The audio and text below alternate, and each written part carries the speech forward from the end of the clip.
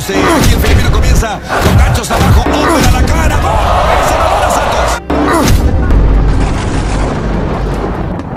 Natuldukan na rin ang paghitay ng mga tagahanga ni Janrel Casimero dahil muling magbabalik aksyon na ang pinakamaangas na boksingero ng Pilipinas. Mula sa siyam na buwan na pahinga, sasagupain ni Casimero ang malakas na American boxer na si Saul Sanchez na binansagang The Beast dahil sa lakas at bangis nito sa ibabaw ng ring. Si Sanchez mga tol na may kartadang 21 na panalo, 3 talo at 12 sa kanyang panalo ay sa pamamagitan ng knockouts ay itinuring na halimaw ng California, USA. Hindi ito magiging madaling kalaban si Sanchez mga tol, lalo na't natalo na niya ang dalawang Pinoy na sina RV Diniega via unanimous decision noong Oktubre 12, 2023.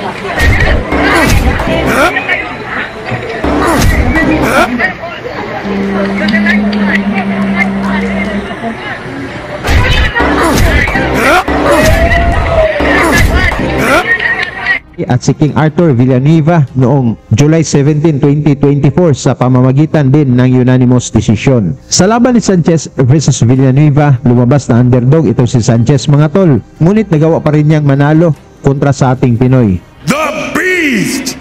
Saul Sanchez! Sumalang na sa WBO World Championship ito si Sanchez mga tol kontra sa WBO Champion ang Australian na si Jason Moloney, ngunit natalo via desisyon. Samantala ang ating bida na si Casimero naman ay galing sa siyam na magkasunod na panalo at hindi pa natatalo mula noong 2018. Isa siyang 3-division world champion, naging WBO bantamweight champion matapos talunin si Zolani Tete via technical knockout sa round 3. He's got to buy some time here and make Casimero miss. Casimero needs to pick his punches and he can't find a clean shot. And he Matagumpay niyang nadepensahan ang WBO belt laban kay Duke Maika via technical knockout sa round 3. At kay Guillermo Rigondo via split decision.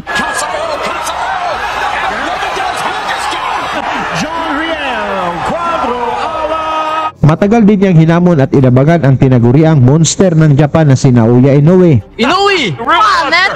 You are a monster? No, you are no monster. You are a Japanese turtle. Ngunit hanggang sa ngayon ay iniwasan ito ng Hapon. Hanggang sa binawi ng WBO ang kanyang belt matapos makancel ng 2 beses ang laban nila ni Paul Butler. Bago ang laban ni Casimero versus Sanchez mga tol, atin mo nang balikan itong laban ni Casimero kontra sa kilabot na Mexican champion na si Armando Santos na binansagang kobra dahil sa lakas at bilis ng mga suntok nito. Matapos ang 6 na magkasunod na panalo ni Casimero at naging IBF Junior Flyweight Champion, nagdesisyon na ang kampo ni Casimero na umakyat na sa mas mataas na timbang kung saan dumayo ang kampo ni Cuadro Alas sa Mexico upang sagupain itong champion na si Armando Santos. Hindi ito pipitsuging kalaban si Santos mga tol dahil isa itong NABF Flyweight Champion, isang IBF International Flyweight Champion at isang WBC United States Champion. Ngunit kahit pa balutin ng mga belts at kamandag itong katawan ng Cobra na si Santos mga tol, handa na si Casimero sa kanilang laban. Kaya sa laban na ito, isa lang ang game plan ng kampo ni Casimero ang patulugin ang kalaban sa teritoryo nito upang makaiwas sa dayaan pag umabot sa desisyon ng mga hurado. Halika mga boxing fans, ating balikan kung paano pinabagsak ni Casimero ang Cobra ng Mexico na nagmistulang bulati sa kanilang laban.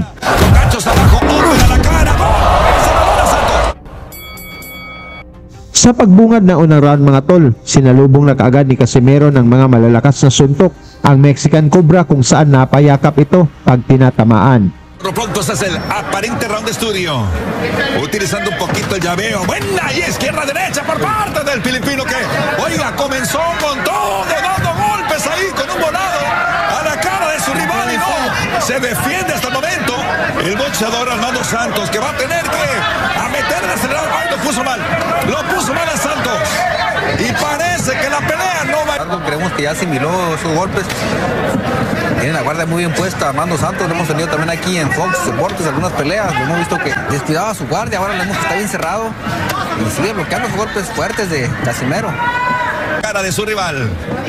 Ahí los dos en el centro. Mira qué golpes tira ahí ese gancho a la cara. Ay, bueno, no, pero ahí de mano izquierda y salió como como un torbellino enfrente de Armando Santos, pero vamos que parece que ya se recuperó ese golpe de mano derecha, volados, la izquierda volada de Casimero, y ve como ya mucha potencia bastante.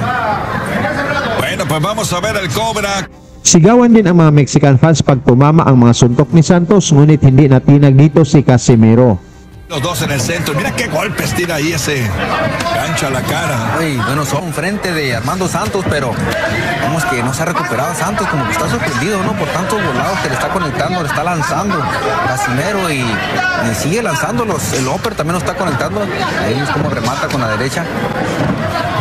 Otra vez, lo que trae Casimero es que tiene una seguidilla de 8 tiros. Recuerden que si gana esta pelea, pues va por el título. Contra el campeón es Matt Ruenrum.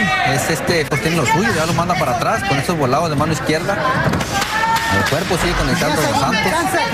Sí, por eso está Run es el campeón de Tailandia, un nombre medio raro, Matt Ruenrum. Sí. Pero aquí vemos que están en pelea de eliminatoria. Sí, en la eliminatoria, sí. Los dos quieren ese título, por eso están peleando pues con todo. Sobre todo el filipino, que salió lanzando muchos golpes. Vemos que también Armando Santos tiene lo suyo, ya lo manda para atrás con esos volados de mano izquierda. El cuerpo sigue conectando a los Santos. Sí, se está recuperando Santos. Por eso está tratando ahí de conectar sus mejores golpes para finalizar este primer asalto izquierdo. Mula sa solidong kaliwa ni Casimero, bagsak agad si Santos, ngunit nakatayo pa ito at inabot pa ng bell. Por eso está tratando ahí de conectar sus mejores golpes para finalizar este primer asalto. Durísimo el mentón de su rival, lo manda a la lona. Sorprendido ya para acabarse la campana al mismo tiempo. Lo conectó y sorprendido Santos, lo sacó la campana. Prácticamente es un round 10-8 para la esquina roja donde está John Riel Casimero. Salió decidido, salió El mentón de su rival, lo manda a la lona. sorprendido ya para acabarse el round. Sonó la campana al mismo tiempo, lo conectó y sorprendido Santos, lo salvó la campana. Sa round to mga tol, gusto nang tapusin ni Casimero ng maaga ang laban. El segundo asalto y vamos a ver la recuperación por parte de Santos. Aquí el filipino comienza con ganchos abajo, ópera a la cara, gol. ¡A la lona, Santos! Yo pienso que se acabó la pelea, Samuel. Samuel, pienso que ya no se va a recuperar. Mula sa mabilis na suntok ni Casimero, bagsak ulit si Santos, pinilit pa nitong tumayo. Ngunit inawat na ng referee ang laban upang hindi na lalong mapahamak pa ang kanilang champion. De Santos, aquí el filipino comienza con ganchos abajo, ópera a la cara, gol. ¡A la lona, Santos! Yo pienso que se acabó la pelea, Samuel. Samuel, pienso que ya no se va a recuperar. Está con muchas dificultades, la cobra Santos. Se acabó la pelea, sí, muy mal. Este filipino se ve que tiene dinamita en sus nudillos. Pues ahora se ganó. Panalo si Casimero mga tol via technical knockout sa round 2. At sa inyo namang palagay mga tol, mag-champion pa kaya ulit si Casimero? Pag-usapan na lang natin yan sa baba at suportahan na lang natin si Casimero sa kanyang laban kontra kay Saul Sanchez. Lagi niyong sundan, huwag magpapahuli. Pag-usapan ni bakbakan, balita niya at laban. Mga Pinoy na di nagpapagapi. Salamat sa mga suporta na lagi nandyan.